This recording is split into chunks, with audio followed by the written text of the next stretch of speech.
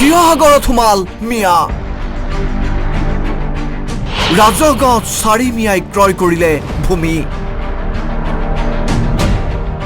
শিৱসাগৰৰ কুৱামৰা সত্ৰলৈ আহিছে ভাবুকি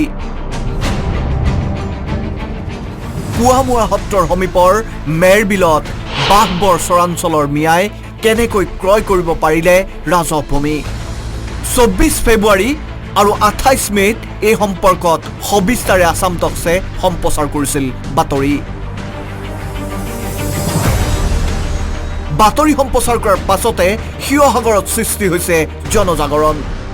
গৰজি উঠিছে জাতীয় সংগ্ৰামী সেনা অসম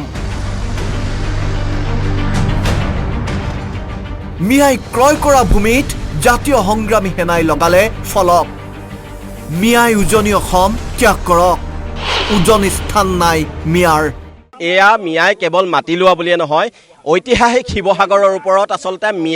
মিয়ালেণ্ড বনোৱাৰ যি ব্লু প্ৰিণ্ট এয়া আচলতে চূড়ান্ত নিদৰ্শন যিটো ঠাইত আচলতে আমাৰ অসমীয়া খিলঞ্জীয়া মানুহৰ মাটি আছে তাৰ মাজত এটা আচলতে মিয়াই কি ধৰণে মাটি ল'বলৈ পালে সুবিধা পালে তাক লৈ এটা ডাঙৰ প্ৰশ্ন আমি এসপ্তাহৰ সময় এটা বান্ধি দিছোঁ ইতিমধ্যে আপোনালোকে দেখিছে আমি ইয়াত আচলতে মিয়াই ইয়াৰ পৰা যোৱাৰ ব্যৱস্থা কৰিবলৈ ইয়াত আমি নাম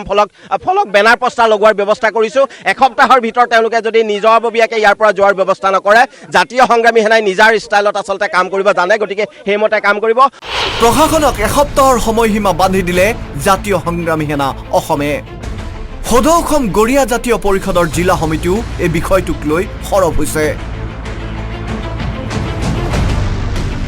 ফুলবৰ আলী একিবুল আলী সহ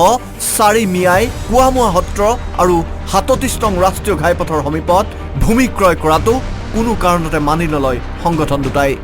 কোনো কাৰণতে মিয়াই আহি শিৱসাগৰলৈ আহি শিৱসাগৰত মিয়ালেণ্ড বনোৱাৰ যিটো ষড়যন্ত্ৰ এই ষড়যন্ত্ৰ আমি উফৰাই দিম গতিকে এই ক্ষেত্ৰত শিৱসাগৰ জিলাখনৰ আয়ুক্ত মহোদয়ে বিহিত ব্যৱস্থা গ্ৰহণ কৰিব লাগিব অসমৰ মুখ্যমন্ত্ৰী মহোদয়ে বিহিত ব্যৱস্থা গ্ৰহণ কৰিব লাগিব আজি আমি জাতীয় সংগ্ৰামী অসম ইয়ালৈ ইয়াত আমি ফলকাৰি দিছোঁ আমি এসপ্তাহলৈ বান্ধি দিছোঁ এসপ্তাহৰ ভিতৰত মিয়াই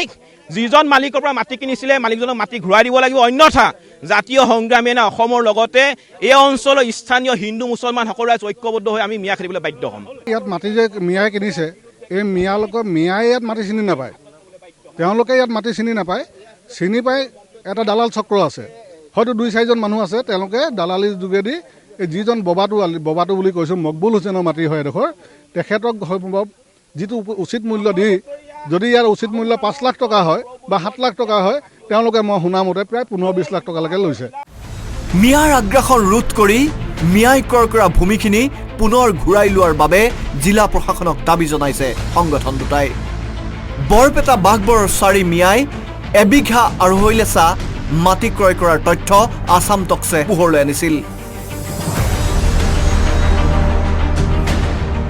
কৰ্মসূত্ৰে বাঘবৰৰ পৰা প্ৰথমে শিৱসাগৰলৈ আহি নামটিয়াল পথাৰৰ ৰেলৱে ভূমিত অবৈধভাৱে থকাৰ পিছত মেৰবিল ৰাজহ গাঁৱত ক্ৰয় কৰিলে ভূমি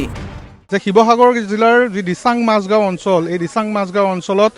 ফুলবৰ আলী আৰু একিবুল আলী নামৰ দুজন মিয়াই বাঘবৰৰ পৰা আহি শিৱসাগৰৰ এই মাজবজিয়াত তেওঁলোকে মাটি ক্ৰয় কৰি যি ফন্দি কৰিছে সেই ফন্দিৰ প্ৰকৃত দৃশ্য মই এই মুহূৰ্তত দেখুৱাম 1 বিঘা 2.5 লোচাৰ মাটি ইয়াত ক্ৰয় কৰিছিল দুজন মিয়াই আৰু তেওঁলোকে যি আধাৰ কাৰ্ড সেই আধাৰ কাৰ্ডৰ জালিয়াতি কৰিছিল লগতে ইয়াৰ অসমীয়া ছোৱালীক তেওঁলোকে বিয়া পাতিছিল মিয়াক প্ৰশ্ৰয় নিদিয়ে শিৱসাগৰবাসীয়ে মিয়ালেণ্ডৰ পৰিৱেশ সৃষ্টি হ'বলৈ নিদিয়ে শিৱসাগৰৰ থলুৱা মুছলমানসকলেও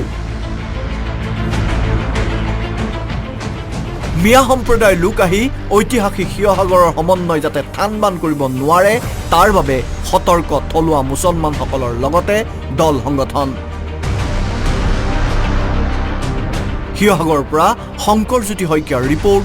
আসাম টক্স